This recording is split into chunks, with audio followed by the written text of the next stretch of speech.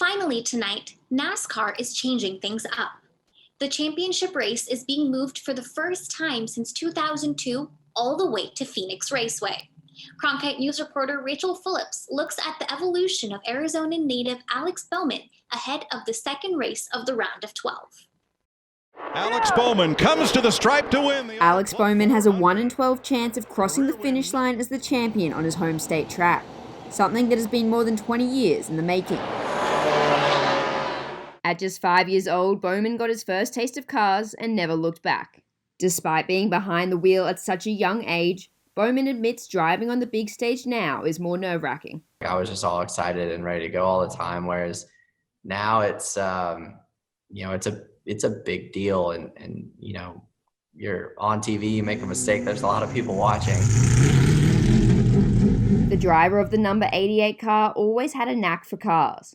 He credits growing up around his dad's body shop for the reason he was able to maintain his own cars at just 12 years old. Not being afraid to get my hands dirty and work on the cars. You get to the cup level and that goes away. You're not allowed to maintain your own cars anymore. They have people way more qualified than me. Start your engine! While a career in racing was always the plan for Bowman, it wasn't going to be in NASCAR. In 2009, Bowman was racing midget cars in the USAC series, when an accident put him in intensive care. But it wasn't enough to stop him from chasing his dreams. There really wasn't a give it up moment for sure.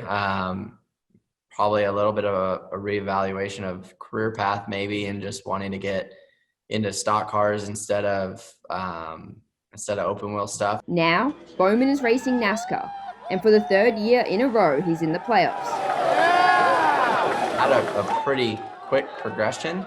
Had a lot of help along the way from a lot of different people, and it was a pretty crazy ride, but got to drive a lot of cool race cars and have a lot of fun doing it. In 2016, Bowman won the pole and had a near victory here on his home state track.